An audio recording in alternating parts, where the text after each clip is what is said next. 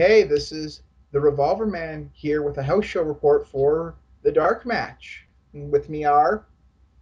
Hi, I'm Jingus, and we might also be doing a little pontificating about just house shows in general, because that's an area of the business which rarely ever gets discussed. And I am your Fox friend Backlash. I'm also here to give my opinions on whatnot.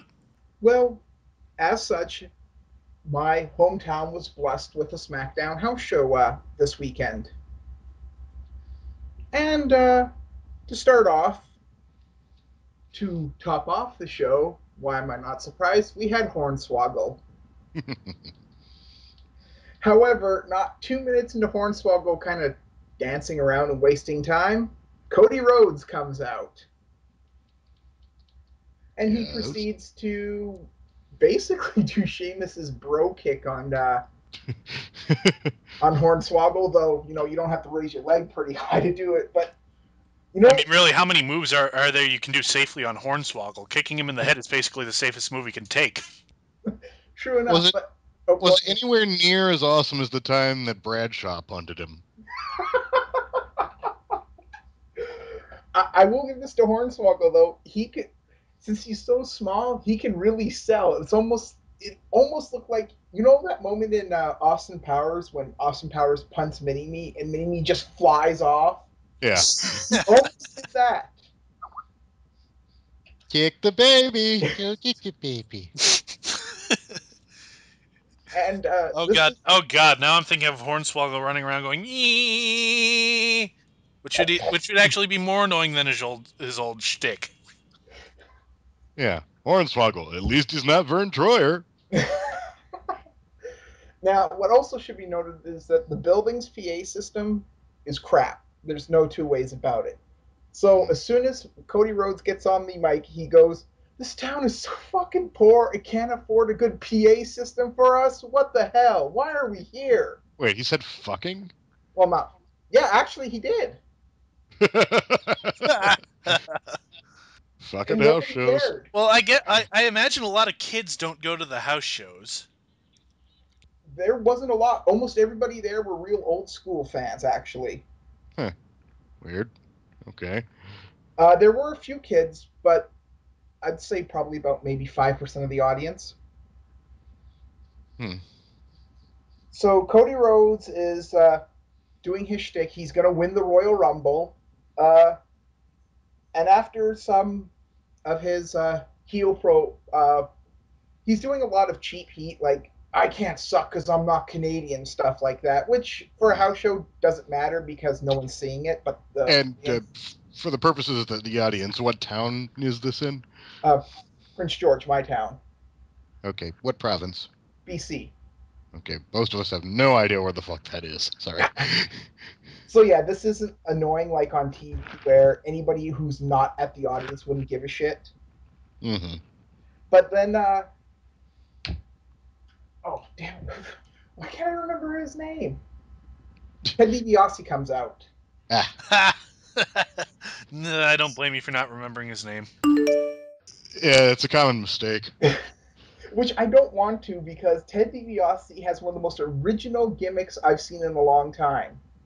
The good guy $1 million man. It's true. You don't see that. Oh, God, I'm trying to think of like any babyface ever. I mean, except for guys who were just top guys, so they were portrayed as being rich because they were top wrestlers. But other than that, yeah. So I really got to give props to Ted and who, if it was his idea or if it was a writer's idea for this, because I remember when he was doing his normal $1 million man gimmick, and they even brought out Virgil, and that's how desperate they were to try to get him over. Oh. And it also kind of continues the legacy of Ted DiBiase Sr. And it's weird that he's one of those few people who Vince seems to really love. I mean, he's never done anything to humiliate that guy. He's never taken a shot at him, even when he went and joined the NWO at their very hottest peak. I Well, mean, he keeps him showing up in vignettes and stuff, like dribbling the ball with Eugene and that kind of shit. well, I think he just loved the gimmick so much because back in the day, he would give Ted DiBiase Sr. $100 bills to buy normal stuff with just to promote the gimmick. Oh yeah, they had him live it. No, I mean the gimmick may be part of it because apparently that was legitimately Vince's favorite gimmick that he ever created, and he has been quoted as saying, if somehow he had been a wrestler himself instead of the boss's son turned promoter, he would have wanted to be the $1 Million Man. Ah, maybe it's vicarious then. That's why he doesn't screw around with Ted DiBiase Sr. because in his mind that'd be screwing around with himself. Hmm. A little bit. Anyway. Let's get off pop psychology. So yeah, Ted DiBiase comes out and scares off Cody Rhodes, and then we discover that's Ted's match with Jinder Mahal. Oh God. Now, here's something I want to mention about this crowd. It was white hot. Nobody got no bad reactions. Jinder Mahal, it was deafening the boos he was getting. He was like, wait, the people are making noise for me. Are they supposed to do that? This is a strange feeling I've never had before. So yeah, the crowd is white hot. Anytime Jinder Mahal got a move on Teddy, boo! Anytime Ted got a move on Jinder, yeah! It was like Hogan walked in or something. And another thing I'd like to mention, guess who got nearly chance all throughout the night? Mm-hmm. Chimmel, the ring announcer. He got all night long. He, Okay. I had no idea he was big in British Columbia. Yeah, is he from there? Huge. As soon as he walked out on the ring, Tony Chimmel, Tony Chimmel. And he looked, it was a combination of shock and it looked like he was about to cry from happiness. Yeah, clearly that's not something that happens very often. No, so, I mean, it's not like Howard Finkel walked out or anything. no. This crowd was so hot that they loved everybody. I mean, the Divas match was deafening. The Divas match. Yeah, well, we'll get Well, there was it a anyway. good Divas match or was it like Let's Kelly finish versus? the match we're on. Yeah, let's finish Oh the match. yeah. So, no match was under 15 minutes, by the way. They gave them all the time in the world to do their match. So Jinder Mahal actually looked impressive. Well, I'm glad he's learning then. But because this is a house show, faces tend to win. So Yeah. Ted wins with the. Well, actually, he was doing the $1 Million Dream for a bit. Then he switched it to Dream Street. I guess, playing up to the crowd. Yeah. Well, speaking Why of not? playing up to the crowd, right before the match, there was a Macho Man impersonator in the crowd. So Ted walked up, stole his hat, posed, did Macho Man poses with it for a couple minutes, then gave it back. Only at house shows, man. That's the great thing about WWE's house shows. They don't give a fuck. They don't have to worry about this getting on TV, and they just let the guys do whatever the hell they want. Basically, and it's definitely a good time. So next was Drew McIntyre, Oh Lord, what did they do to and, him? and his thing was, how can anybody live in this place? It's so damn cold. I yelled out, you live in northern Scotland. What the fuck are you talking about? Yeah, come on. You live in the place where you can basically walk across the ice to fucking Norway.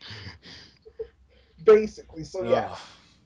And then it's a tag team match with him and Heath Slater versus Oh, oh, that is bad. The, like we thought he was getting buried on TV. They're pairing him up with Heath Slater. yep, many Wendy's chants abounded. Unfortunately, and this is gonna sound bad, but I cannot remember. I actually only remember one guy of the other tag team, the face tag team, simply because it was Yoshi Tatsu, and he was easily the third most over person in the building. Everybody was chanting for Yoshi. They loved Yoshi. I I don't was know if gonna it's ask at his first if they thought name. he was Funaki until you said they were chanting for him. like like as soon as Yoshi's music hit, and it's kind of a well, he's not doing that half face paint thing here at least, or has he tried? Good. Mhm. but he was just dressed normally and blew the roof off the building. And like I said, this crowd loved everything. It was eating up every damn thing it could get a hold of. And like I said, unfortunately, I cannot remember who he was Eh, tagging with. that was probably someone from FCW. Wouldn't be surprised. I think Justin Gabriel? Hmm. who was the guy that came out to help Hornswoggle a Uh, couple weeks ago on That SmackDown? was Justin Gabriel, I believe. Then I believe it was Justin Gabriel. Psychic. Anyway. So yeah, after that, it's Hunico without the bike, prompting this yell from the audience: "You couldn't get the stupid bike through customs!" And if I were him, I would have replied, "No, man! Fucking Homeland Security!" Fucking own up to it. So yeah, he comes out. He comes out with his buddy, whatever his name is, without the bike, so they look really stupid. Is it, what's the other guy's name? Epico? Is You're it? you're implying that they look stupid with the bike. I mean, without the bike, or that they don't look stupid with the bike. Okay, very granted. Also, I have to mark this: SmackDown is 100 times better when Cole isn't around because there was no announcers for the show. Yeah. No A Cole. world without Michael Cole. We can dream. Without Cole and Booker just shitting up everything, it was so much better. Even if you could hear every called spot, because that building is small and has great acoustics. Oh, that's always unfortunate. It's no big. Like I said, it was so loud though it almost got muffled out, which is quite the feat, I think. Yeah. But they were taking on Big Ezekiel Jackson, and I don't know if he's done this recently, but he's really growing out his hair, so he's lost that kind of Yeah, amorphous yeah, that's blob. something we've discussed on the show at length. Doesn't look so much like Ahmed Johnson anymore. Well, he looks much better with the hair. He should have never gone bald in the first place. Hmm. But so it's Hunico and Ezekiel Jackson, and I didn't care for this match because it was basically 14 minutes and 30 seconds of Ezekiel Jackson throwing the tar out of Hunico, Hmm. and then Hunico hits one crossbody, and that's it. Oh. I mean, you know Ezekiel Jackson and his scoop slams. Yeah. Which he hasn't been doing any. What? Wait, did he do the scoop slams? He did 5 because Yes. the crowd was counting them. Like you know how they do the 10 punches at the corner? They Yeah. were doing that for the scoop slams. So they Yeah, let him that's do it. something he should keep doing. I don't They let him understand do why it they at house don't. shows, but they won't put it on TV. That shit's over. That's the only interesting thing about Ezekiel Jackson right now. Don't care about on the house shows. They're basically like, okay, this person's winning, go do whatever. So it must be that Ezekiel Jack's being told in the back, don't do those moves on TV because he does them at the house shows. Admittedly, he's been jobbing a lot from what I've heard recently on TV, so it might be hard to get that into those matches. He jobbed in this match, like I said, to basically one move after 14 minutes of kicking the crap out of Hunico. Well, I mean, from what I've heard recently, he's been kind of used like a job guy.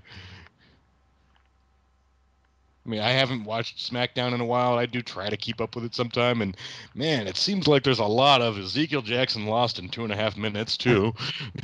Well, I guess it's because he's such a big guy, and they like to, if Vince doesn't like you as a big guy, they love to job you because it always makes the other guy look better, I guess. Yeah. Anyway, so after Hunico wins, he immediately leaves. Hunico doesn't celebrate, he just immediately leaves. Ezekiel Jackson's acting like he's hurt and everything. Then Cody Rhodes runs in and starts beating up Ezekiel Jackson for no reason, basically. Like how they're setting up kind of a mini storyline for on a house show. Effectively, like basically the entire story, half basically before we got to the main event, the entire thing was Cody Rhodes hates this town and he's going to screw up things for you. So Hmm. he comes out. He then says, "I hate this damn PA system, so I'm only going to say what I need to," and then says he's going to win the Royal Rumble again. And then, it was his match, and what the hell was he fighting? I can't remember the guy's name. I feel so bad for it. Should And have it was taken basically, notes. I know I should have recorded their names, but I didn't. I Yeah, thought I could remember them, but I again, it was just, probably an FCW guy.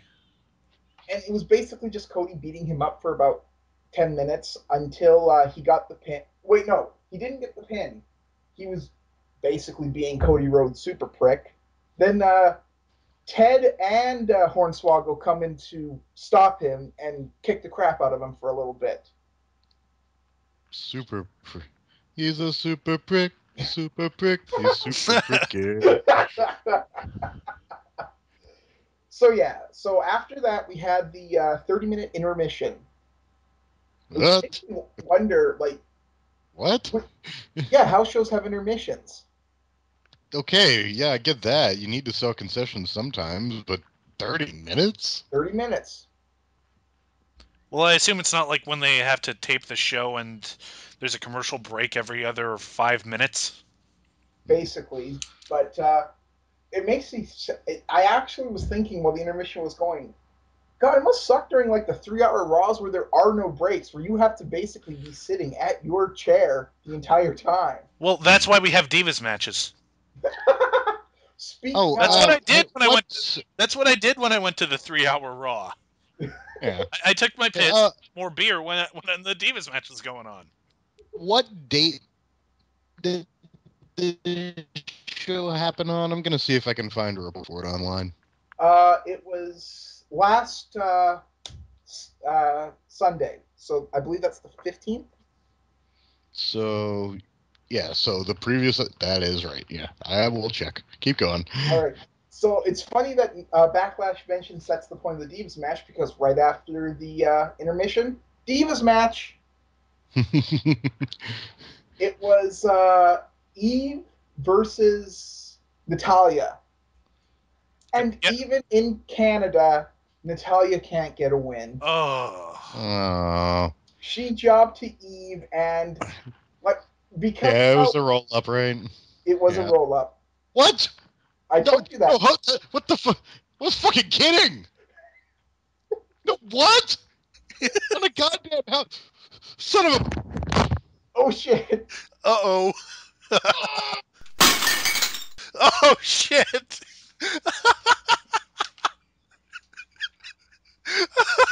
What the hell did I just miss? You missed. We're talking about the house show. You want to join us? All right. Might have lost Jingus for good. Yeah, So Jingus might have left us. God. nope, he's back. Continue. Let's just say a Divas match ended in the worst possible way for Jingus. Oh, I see. The forbidden R word. On a house show, no Don't less. say it. Oh. And it was Natalia in Canada. Oh. Natalia is not allowed to win anymore. That's just what I assume. Because they had her acting like a coward in Canada. Hmm. I, Mm. it's Which I understand because that's her character, but still, there is a tradition of characters just acting differently in Canada when they're a Canadian character. I mean, ever since the Hart Foundation deal back in 1997, it's kind of been a tradition there that even if you're a heel, as long as you're Canadian and go to Canada, you're kind of a babyface. So, but they are inconsistent with it. I guess that might be falling apart since Shawn Michaels can go to Montreal now and not get you screwed Brett Chance. Oh, by the way, here we go.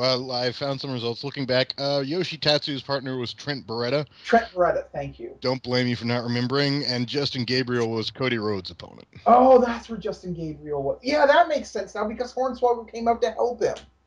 Yeah. And apparently, Oksana, the Lithuanian Trish Stratus, was the special referee for the Divas match. Yes, that was really confusing because nobody knew why she was out there until the end when Natalia beat her up for no reason. Like, wait a minute, shouldn't we have like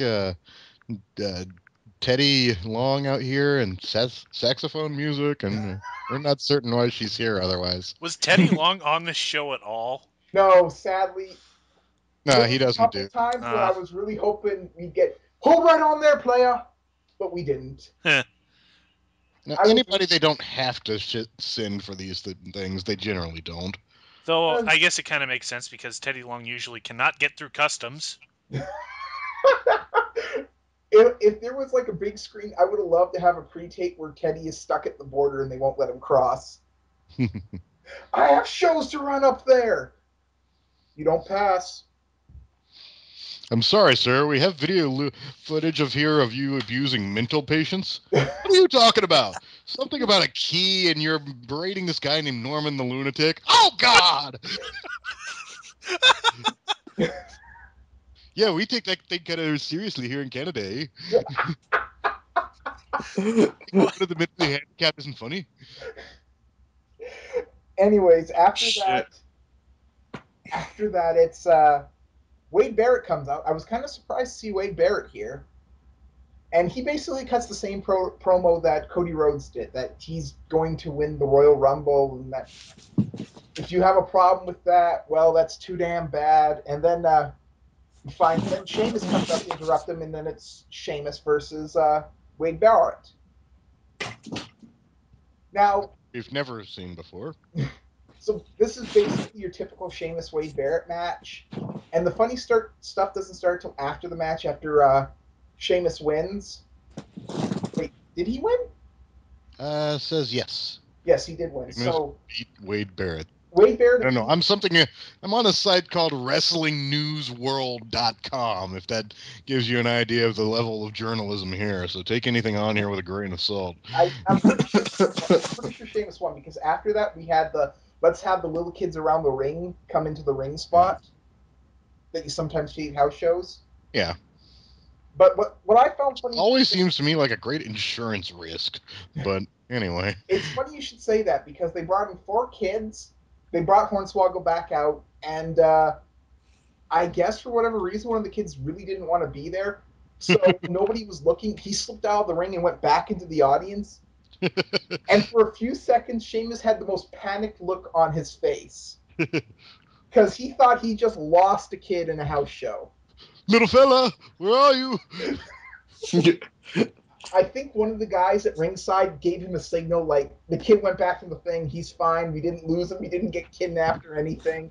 And he Well, comes I guess that's good. I guess that's good for him to know because otherwise he'd be running around like his hair's on fire. Oh wait! Yeah, his face suddenly became drained of all color and went completely white. Oh. So after that got a little settled, they did the things where Hornswoggle did his jump and click his heels thing. The kids did that. Which, that's impressive because I can't do that shit, and I'm 6 feet tall. Speaking of tall people doing it, Sheamus could. He actually got some height on his jump. Yeah. Sheamus has the leap of a fucking NBA player. I mean, I'm not surprised.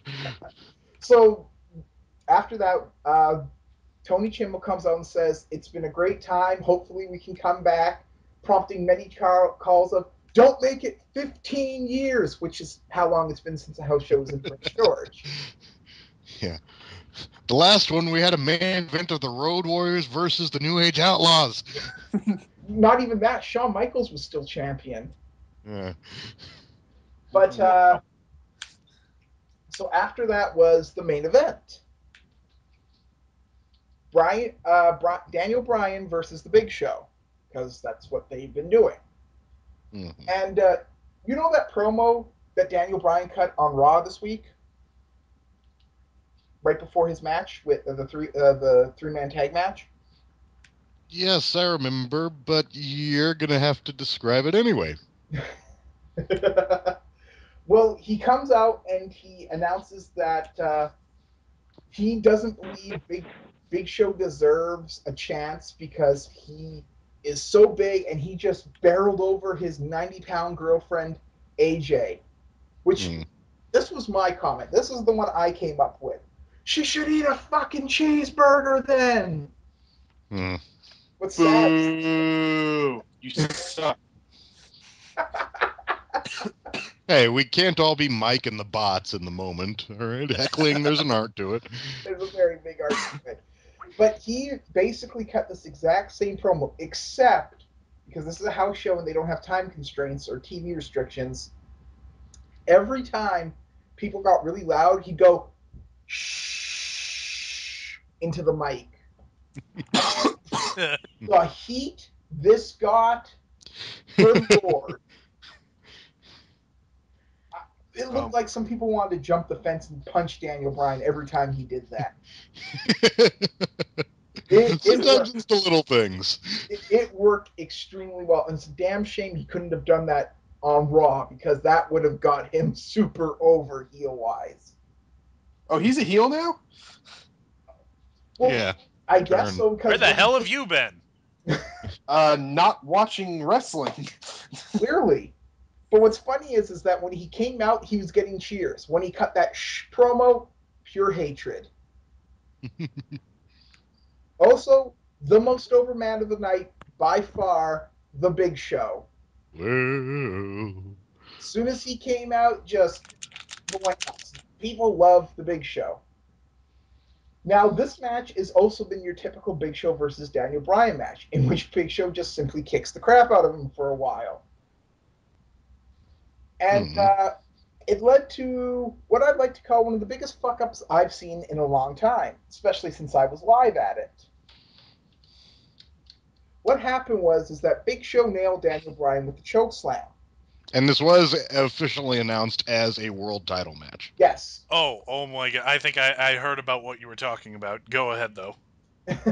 What happened was, what was supposed to happen is that Jinder Mahal and Wade Barrett were supposed to come out, break out the pin, and it ended in a DQ.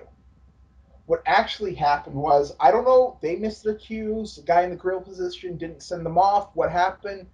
But when Big Show chokeslammed and went for the pin, the ref counted 1, 2, looked up, saw nobody coming to make the save, stood there, or just sat there, dropped his arm, which to everybody looked like the 3.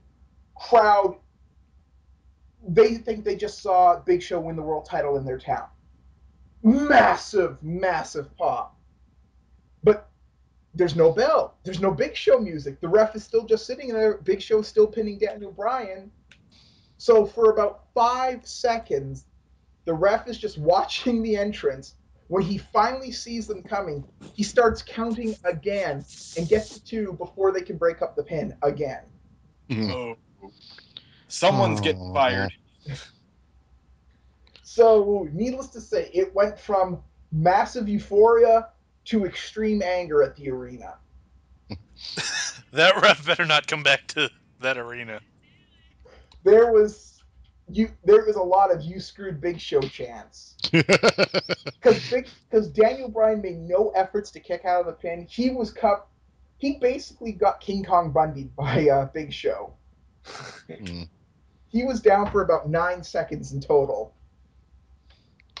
And that's an unfortunate thing, and we talked about this before, but I figure we might as well rehash the discussion here. Mm-hmm. Is that there's no really good way to react to that in terms of the wrestlers in the ring when your entire spot relies so strongly on the idea that somebody else outside has to come and be a part of this in order for it to work at all. Mm-hmm. Especially with such strict timing. Yeah, I mean, and that's a tough thing to get right because, I mean, if anybody remembers, the same thing happened at the end of the main event at WrestleMania 8 with Hogan versus Sid, Yep. where everybody was reacting at the same time because Papa Shango, aka the Godfather, was supposed to run in, and I don't know if he didn't realize how long that entranceway was or what the deal was, but he wasn't there when Hogan hit the leg drop. So, And Hey, when was everybody WrestleMania? did. Oh, go No, ahead. and at that point, everybody did something different to cover it up.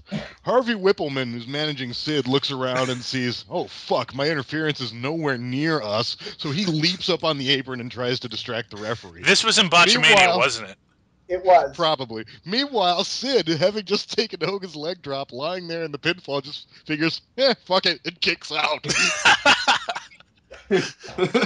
Yes. So Sid is one of the few men who can say they kicked out of the leg drop at Hogan's height. Yeah, I mean, it happened all the time in later years, but back then, fucking never. I think Warrior did, but that was about it. And that was like one of the biggest main events WWE. Yeah, and there was like a ref bump and some other kind of chicanery and something. I mean, he didn't just, leg drop 1-2 kick out. No. And speaking of Warrior, that's when he re-debuted. Yeah. So And it's he kind stayed around approximately till SummerSlam, and then like about 15 minutes before it was time for him to go out to the ring, he's like, "Oh, by the way, Vince, I want like 10 times as much money to do this match right now."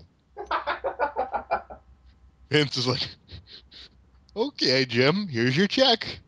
5 seconds after Warrior came back from the match, "You're fucking fired. Get out." and then WCW, and we all know what happened there. That was after they brought Warrior back again, was the amazing part, in '96. And oh God, do we remember that Gold Dust match? Oh yeah. We try to forget. Well, do we try to forget? Because it was honestly kind of hilarious. Well, No, we don't try to forget, because that was maybe one of the single greatest examples of what not to do in wrestling ever. Larry Zbyszko looks at that match and goes, "Damn, you guys did too much stalling." I also one of my favorite parts of that match, tangent counter, was when Warrior started smoking the big cigar, and Vince had to scramble to cover up that faces aren't supposed to be smoking on WWE. Yeah, this was back in the family-friendly days of 1996. They didn't allow that kind of thing. He's just doing it to taunt Goldust. Yeah. Yeah. But anyway, back to the original point. So there are things you can do when you're stuck in the unfortunate situation of, we have a pinfall, which according to the rules of how the wrestling works and how over these guys' finishers are, should absolutely be happening. But in our booking, can't be allowed to happen. But fuck, it's happening anyway because the other guys didn't get here on time. Basically, there's only two things you could really do in that situation because there was nobody else there to interfere. There was no manager to say, shit, where are they? And do something. Either, number one, Bryan Danielson just kicks out of Big Show's chokeslam. Which, it's a house show, so that's a bit more yeah, acceptable. I mean, it is just a house show. He is the world champion. I mean, it's not like nobody's ever kicked out of a finisher these days. I mean, it would have been acceptable more or less. Big Show might have not been happy about it, but I mean, what else can they fucking do? So that's Big not. Show doesn't strike me as the type of guy who would get that upset over something like that, especially Probably. circumstances. I mean, considering that this is a guy who's done literally fucking everything in the world in the terms of professional wrestling at some point or another. His first match was a main event of a pay-per-view against Hulk Hogan. I mean, it's not like he has too many more mountains to climb. That's very true. And like he just said, Big Show obviously knew that there was a major fuck up because he was waiting to get attacked and it wasn't happening. Yeah. But that's on Danielson, and Danielson's very old school, and I imagine is like, no, I got to protect his finisher. I can't make him look bad. So I mean, and that kind of thing it reminds me of something Necro Butcher talked about in a shoot interview one time. At one point, he was in one of CZW's cage deathmatch thingies with a guy he really didn't like. I forget who it was, but if somebody was just being a total prick and stiffing the shit out of him and doing a bunch of bad things. And finally, Necro's like, fuck this, I'm just going to beat the crap out of this guy for real right in the middle of this match. And the guy hits him with a DDT. And Necro's like, God damn it, that's Jake Roberts' finisher, I have to stay down. Oh, I kind of feel sad. Oh, that's so, go ahead. So it might have been something like that. And Danielson also might have been like, fuck, if I just, do an unauthorized kick out, they might be mad at me. I just now finally became world champion. I mean, and he has like, and this is if he can even see what's going on. He might have been laying in a position where he was blind and just relying on the other guys to get there. Well, Big Show was on top of him. Yeah. I mean, it is entirely possible that he had no idea the guys weren't there. So, and that, obviously, if you can't tell, that scotches that right there, because, unless the referee or Big Show look around and in approximately the second and a half it takes to do this 3 count, say, they ain't here, kick out. So the only other thing you could do, well, I guess Big Show could have done the thing where he's like pulls him up. He's like, no, he's not done yet. But I mean, you have to be That's a very really heel thing to do. That's yeah. But if you're a babyface like Big Show, he could have got away with it. But you have to be really fucking on your toes to think of something like that in the moment. I mean, I only thought about it now, and we've been talking about this for 15 minutes. And the big problem is that the spot called for Big Show to be on top. And Yeah. like I said, so it was very quickly. So, like, he's got his entire back towards them, so they can just jump in, double axe handle him, and then proceed to stomping the fuck out of him with Brian being out of the way. Mm-hmm. So, and that leaves the only other thing that they could have done is basically the referee to try and salvage something out of this by acting like the shoulders weren't down. Which is a cop-out in of itself, because anybody who's anywhere close to the ring can see, no, Bryan Danielson's corpse is lying dead and not moving. It really was. Bryan Danielson, like Daniel Bryan, Bryan Danielson, he was selling that like a champ. He was selling his ass off the Big Show. He's one of the best sellers in the world today. I mean, everybody talks about Danielson's skills and all his technical wrestling and everything, and yes, that's all very true, but that man is incredibly talented at taking a beating. No I mean, he will take these bumps and make you gasp and sell it amazingly. He's really fucking good at that. But so the only other thing would have been, if Big Show, in the 1 second of time he had, didn't think of the pull him up thing, if Danielson didn't see the guys and didn't know they weren't there, the only other thing is the referee could have counted 1, 2, and stopped and done that thing where he puts his hand flat on the mat and kind of pokes him underneath the guy's shoulder blades. I've had to do that a few times with guys who just didn't fucking kick out when they were supposed to when I was refereeing, and God, that's the worst feeling in the world. Because the audience can tell it's a fuck up, and they're blaming you because you should have counted and you stopped. I mean, it would have been better than what he did, which is apparently just sit there. Well, wait a minute. What's the name of that referee who got fired from ECW in that tag match when he fucked up the count? They started that deal where they were beginning to say, okay, now we can't have the referee's credibility undermined anymore. We need you guys you got to kick out on these counts on time. If you don't, the referee will count 3. Referees were telling you to do that. It's on the wrestlers to kick out in time, because you know that our referees, they have a consistent count. You know exactly how much time you have. So it's on you. And then the very first time that somebody fucked it up and a ref counted 3 when he wasn't supposed to, they fired the ref. Well done. Yeah. One of Benoit's last matches, come to think of it? No. What it was in ECW, WWE's ECW. Yeah. Where I believe it was Mark Henry and Matt Hardy versus Miz and Morrison. And I don't know how the match was supposed to end, but I guess Hardy had the Miz down, and Miz forgets to kick out, or he kicked out like after the ref had already counted.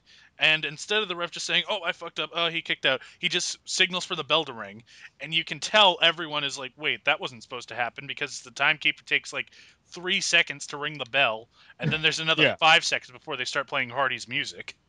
Yeah, where it's like this kind of Survivor Series 1997 kind of gap in time, which usually doesn't happen. Well, I remember that happening. I watched it. That was before I knew that wrestling was fake. I watched it live, and I remember tapping my dad on the shoulder, go, "See, it's real." Sometimes realer than we imagine, but the thing is, there was another out here, which if the guy, whatever agent was running with this, I mean, I imagine they just were going crazy and were either just sat down and started staring at the floor or immediately went into a screaming cursing fit backstage. If they'd had their wits about them, this is what I would have done. The referee, Revolver Man, all had their earpieces in, right? Yes, they did. I would have gotten on the microphone right the fuck away and say, "Referee, you and Danielson shake hands and hug and raise each other's hands in celebration and have big slow God damn it! I didn't mean man. to say that. That's such like a 1999 thing to say. Oh, I apologize, Paul White. And have big slow. God damn it! What the fuck? Twice in a row. I'm sober. What the hell? Maybe that's the problem. I'm usually not when we do these shows. So have Paul White, the giant Big Show, double choke slam both of you as you're celebrating screwing him over, and have him pose and hit his music. That would have been my calling an audible at the end. Just like, fuck it, act like the referee was in on it. All those are not perfect, but they're far better than the ref just acting like he forgot what came after too. Yeah. Okay, you are like Capcom with the Street Fighter franchise in the mid-90s, referee. 1, 2, Championship Edition, Turbo, Super, Alpha, Arcade, Super, EX. Remember that one? Ultimate. The movie. The movie, the game. Generations. Yeah, it took him a while. Street Fighter 2010. Oh, God. I actually played that game on the NES when it came out. I had no idea what the fuck Street Fighter was. It's the first time I ever heard the name Ken. And as Sega Saturn. To that series.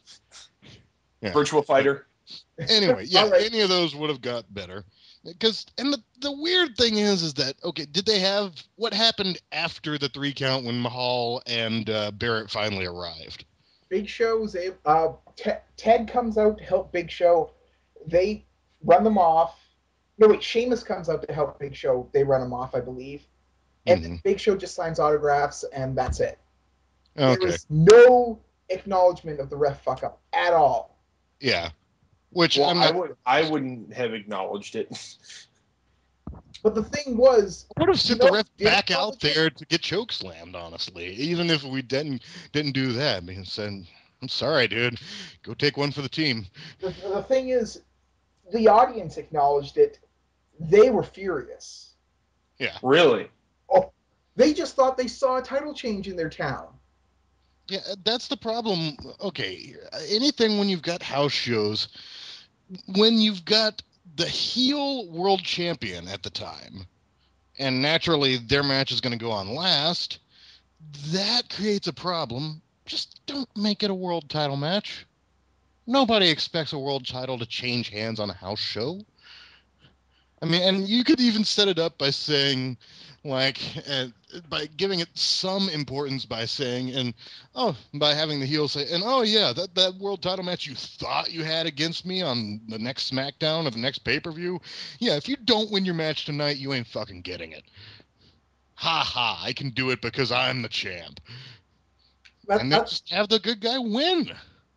I mean, it's not like if there's no world title match, you can't have the guy come out with the belt and parade around with it. Yeah. But since they called it a world title match, people thought they saw a title change. And when it didn't happen, they were furious. It's nonsensical.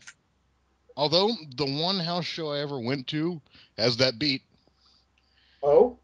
Yes. Okay, this tangent counter will take a few minutes, but I went to a WCW house show in early 2000. Ooh. Ooh. It was someone isn't very genre savvy.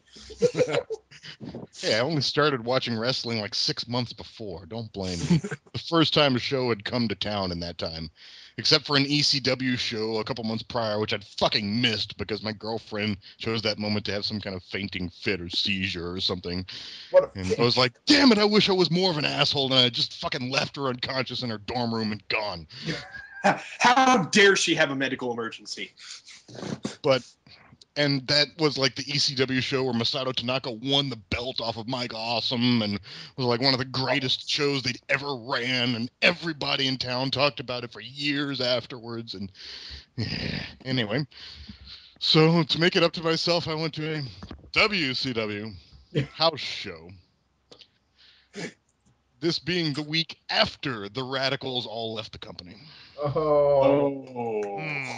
And I got there. The first thing I saw was a guy who's dead now in Berlin. I mean, the Wall.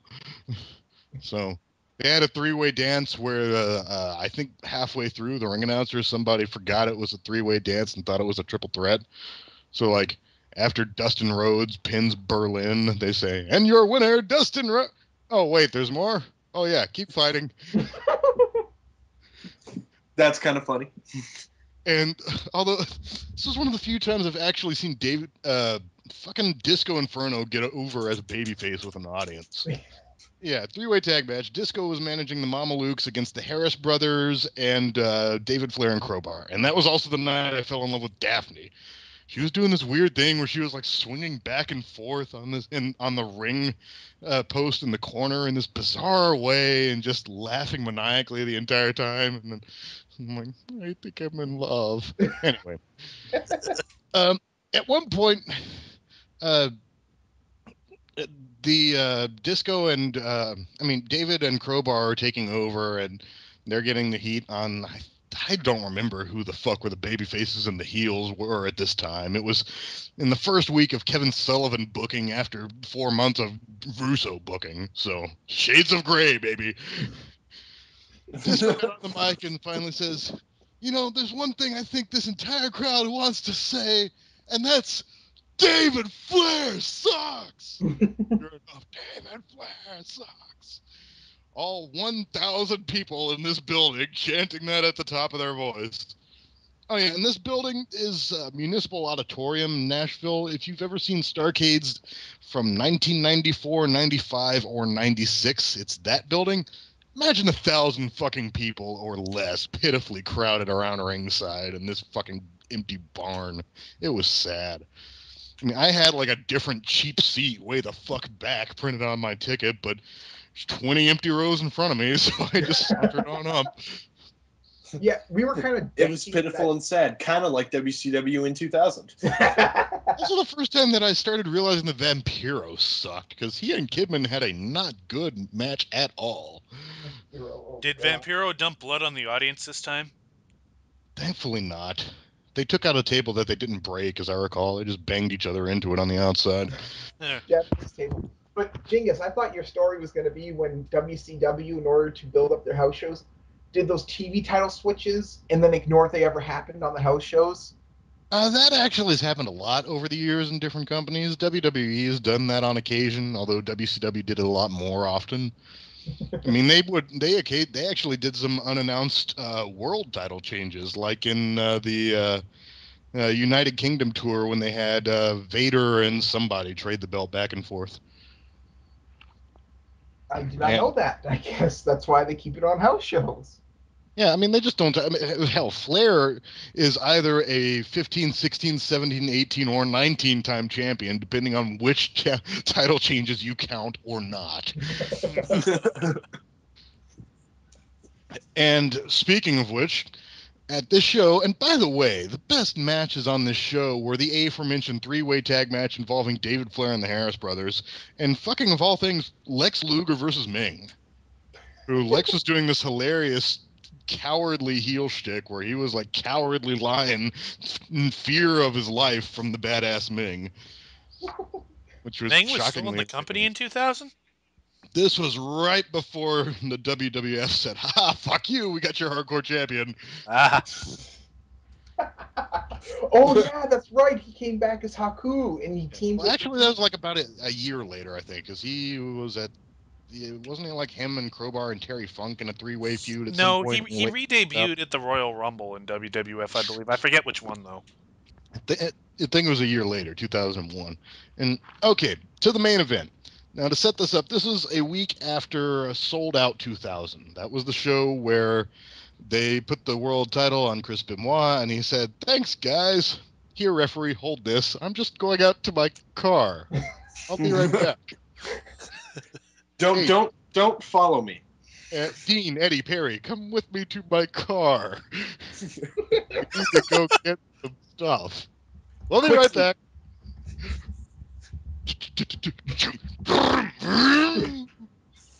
I hope they find what they're looking for in their car. Kevin Sullivan's like, hey, but our Windows guy's coming back.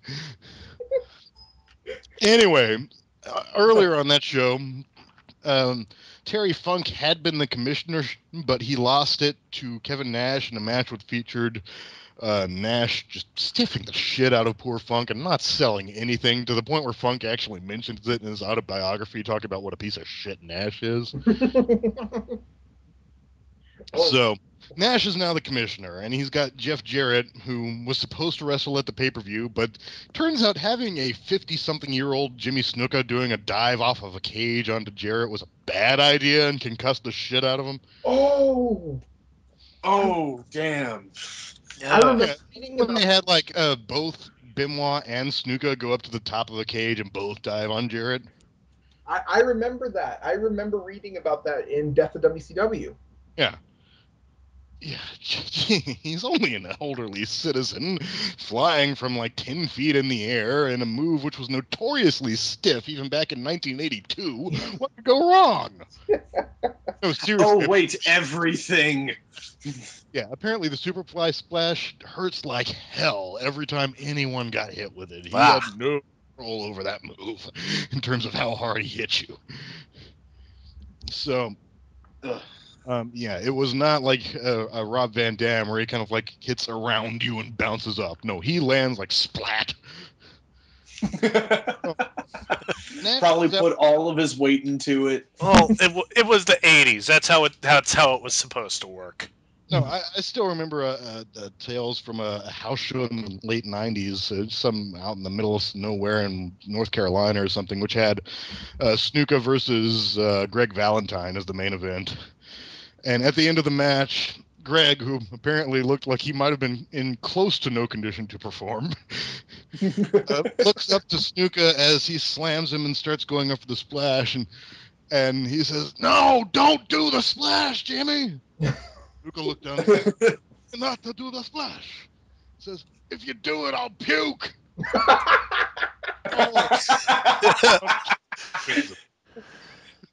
Oh, that's awesome. Luckily, nobody was drunk at my house show. Anyway, but the point of this that I was getting to, the main event, the reason I actually went to the show, because they mentioned this in the advertising, the main event featured the Nature Boy Ric Flair. And at the time, I figured, well, Flair's about 105 years old. This might be the last chance I ever get to see him wrestle live. 12 years ago. You knew. 12 years ago this was. So, and he was yelling at Bret Hart on Canadian radio shows. This was before Flair even started to melt into a pile of used leather. Yeah. This is how long ago this was. So, yeah, and while he had begun to melt by that point, he had a belly on him in that last couple of years in WCW, which he clearly wasn't happy about. By the end, he was wearing a shirt at all times. But, so the main event is Ric Flair versus Kevin Nash. Oh. Back then, I knew that this was a bad sign. But I don't care. I'm here to see fucking Ric Flair wrestle live in person. Greatest wrestler ever. Woo! Yeah, baby. I'm going to chop the shit out of Kevin Nash. Yeah. And Kevin Nash is up there. He has concussed Jarrett in tow as his manager. And concussed Jarrett. And Jarrett's hometown, oh, they loved him. They loved him to death. The most deafening profanity you could get out of 1,000 people directed at this point. Oh my god. And this was before he took over TNA, so... Yeah. Anyway, Nash, who's now the commissioner of WCW, because in the Russo show there always must be at least one power figure. He says, and since I'm the commissioner, I'm ruling that for this match, the figure 4 leg lock is banned. Referee, if he ever puts the figure 4 leg lock on me, then you will disqualify him and declare me the winner. Now, the referee is Lil Nate's Charles Robinson. So I'm like, okay, I see where they're going here. There's going to be shenanigans. And the match sucked 5 minutes of Kevin Nash slowly beating the shit out of Ric Flair. Did he do the hair flip? I can just imagine, I can just imagine Rick goes to chop and Kevin no sells it, and Rick just like drops everything and he goes, "Kevin, what are you doing?" Well, that's the thing about Flair. Flair is, it's hard to get Flair to stand up for himself a lot of the time. Flair is a guy who will eat shit all day long and smile and say, "That's great, baby," even while his soul is dying inside. I mean, it took what 3 years of Jim Herd fucking him over in WCW before he's finally like, "I quit." Well, that wasn't even him getting fucked over. It was the fact they wanted him to drop the belt, and he didn't think that dropping the belt just like that was a good idea. So it wasn't him; it was the belt. No, it was more than that. It was because he knew that they had every intention of not ever giving him the belt back after he dropped that thing. And they would shunt him way the fuck down the card, and soon he would be... Yeah, and soon he would be, like, tagging in, like, the third match of the night against, the Tex Slashingers of the world. Yeah. Taking on Yoshi Kwan in big semi quarter eighth main events. Well, so anyway, he would be fighting the Ding Dongs. Yeah, wait. It's rare to see Flair. I mean, what was it? I mean, how all the shit he took off of Bischoff and still kept going back to work with him over and over again. We all remember that shoot promo where he flips out on Bischoff. Yeah. The shoot, that wasn't planned. I was going to ask if Kevin Nash tore his quads during this match, but I remembered it wasn't until 2002 he started having problems with that. No, although, like, a few days after this, he did step on a puddle of ice, trip, fall, and break his leg. So I saw one of his last I saw 2 of his last. The other WCW show I went to was a pay-per-view, Super Brawl Revenge, main evented by Kevin fucking Nash. Scott Steiner got a better match out of him. You just keep getting screwed over by WCW. Yeah. Like, no wonder you were Everyone got screwed over by WCW. Anyone who was still watching that shit in 2000. So I'll finally finish my description of this match. So Flair finally, at the end of about 5 minutes of Nash moving like he is having a wrestling match while standing neck deep in a swimming pool, finally Flair gets a little comeback. It's one of those deals where, like, something like when, like, Flair's in the corner and Nash goes for, like, a running big boot. Flair moves. Ow, my leg hurts. Did somebody say that leg hurts, baby? Woo! That would have been amazing if that's how he responded. Look out, Kevin! Never grab your leg in pain around Ric Flair. Oh, too late. Now I'm just imagining Ric Flair humping Kevin Nash's leg. I can't help it. He Bruiser Brodied it. They're banging against it. Like, wait a minute, this thing is skinnier around than Space Mountain. What's the deal here, brother? If anybody has ever seen the picture of Nash rehabbing his legs with... Flair just heard you bring up Bruiser Brody, and he's just like, he's having a meltdown. What the hell did they just say about me? Those damn Canadians. Who are they? Call me. Yeah. Anyway, so Flair gets a solid 30 seconds of comeback offense. I need to watch that again. I'm sorry, I don't mean to interrupt you, but I'm starting to forget parts of that rant, and that tells me I need to watch it again.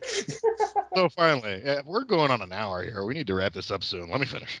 Finally. Even longer than the house show report. Yeah.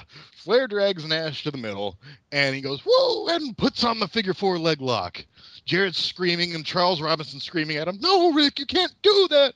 And I'm thinking, well, it's Rick's fucking personal referee. Everybody knows that. They had an entire angle for months of last year where he was Flair's bought and paid for stooge who dressed like him and styled his hair exactly like him and everything. Everyone knows that, so they're got to be doing some ding, ding, ding disqualification. It's WCW in 2000. You cannot be surprised by this. Jarrett slides in and stomps on Flair for long enough to break up the figure four, which is about as long as Kevin Nash takes to stop selling the leg and get up and also stomp on Flair. They just kind of sit there. I was about to say, I'm surprised he'd stop selling with his legs. He probably thinks Flair would just snap him in two. Yeah, I mean, not even like putting any effort into it. Like Flair is kind of over near the corner. Both Nash and Jarrett are leaning on the ropes heavily and just kind of stomping lackadaisically at him. Like, yeah, this sure hurts. And they pose, and I think the Wolfpack music plays. Yeah, because they brought NWO back at this time, and this was right before Scott Hall left again, and Scott Steiner just said, you know what, I'm not doing this anymore. And Bret Hart got hurt, and the NWO went away quickly and became Jeff Jarrett and the Harris Brothers. And they pose, and the Wolfpack music plays, and which does kind of get a pop, because for some reason, any arena in the fucking world, you play the Wolfpack music, half the people there will go crazy. Because the Wolfpack music is awesome. Yeah, they're popping for the music. Conan was treated like he was goddamn Andre the Giant when he had the Wolfpack music. Because anyone who has the Wolfpack music automatically becomes Andre the Giant. Don't you know? Transforms them into like the WWE video game version of them, all skinny and with muscles and everything. Oh, God. So, and they pose, and our villains raise their hands, and because, they outsmarted, and, well, no, not really. They outfought, no, they didn't do that either. They relied on the face being a dumbass, and then everybody just back. It's Russo booking, the faces are always stupid. Yeah, no promo afterwards, no nothing, they just turn around, walk to the back. Flair, didn't bother doing posing afterwards or anything. It's just like, roll out, ow, my neck hurts. I mean, he never even got powerbombed, which I don't blame anyone for not wanting to take Nash's fucking jackknife on a fucking house show. But, you know, maybe we could get a finish over for Kevin, which he doesn't come within a half an inch of killing you every time he does it. You know, can we give this guy the Asiatic spike or something? I mean, he just starts poking people in the eye. Yeah. That'd be awesome. And then just like someone. And so that was it. Good night, everybody. Have a safe drive home. Now I just have WCW. Why did this company go out of business? And there's some people who want WCW to come back. Now I have the mental image of someone like taking an eye poke from Kevin Nash, and like 15 years later they have a shoot where they're wearing an eye patch. It could happen. Not TNA. It's basically the same thing. I mean, not exactly the same, but a solid 60% the same thing. And growing closer every day. I mean, starring Hulk Hogan, Eric Bischoff, Ric Flair, Vince Russo, David Arquette. Thankfully, they never brought him in. No, Arquette. Him I actually feel bad for, because Arquette never wanted to be champion. They kind of made him do that. Yeah, we all know about Arquette. And he actually donated his entire salary that WCW paid him to the families of Brian Pillman and Owen Hart, apparently. Yeah, I heard about that. That's a cool thing of him to do. You know what's horrible? Yeah, and Bobby Heenan said that, so it's legit. A C-list actor could book better than the guys running WCW. Yeah, and Arquette did everything he could. I mean, he took some beatings, which you go back and watch him now, because at the time it was the Attitude Era, and fucking everybody was getting beat the shit out of all the time, and Vince McMahon was falling off ladders and shit. So we didn't realize how weird it was to see a legitimate movie star climb to the top turnbuckle wearing the gaudiest fucking awful 80s wrestling outfit ever and miss a splash off the top rope, which Arquette did in that triple cage match. Wait, he missed a splash? Yeah, he went for one on Jarrett, and Jarrett moved. Oh. Which is actually easier than hitting the guy, honestly, but still. Yeah. I mean, it's how did we get on the subject of Arquette? Yeah. And apparently the night after they put the belt on him, he stumbles to the back kind of in a daze, because he'd been working with Bischoff, and Bischoff didn't know what the fuck he's doing, and I'm sure he stiffed him right in the head with a kick at some point. And Arquette looks at Flair and says, "What do I do now, Rick?" Flair says, "Brother, what you do, you put that belt on, you go to the bar and buy everybody a round of drinks." And he did. That's the old school tradition for whenever your first night as champion. But yeah, I don't really have any stories to share from a house show, but I am going to an Impact house show this Sunday. Oh, so, you dumb son of a bitch! Well, you know what?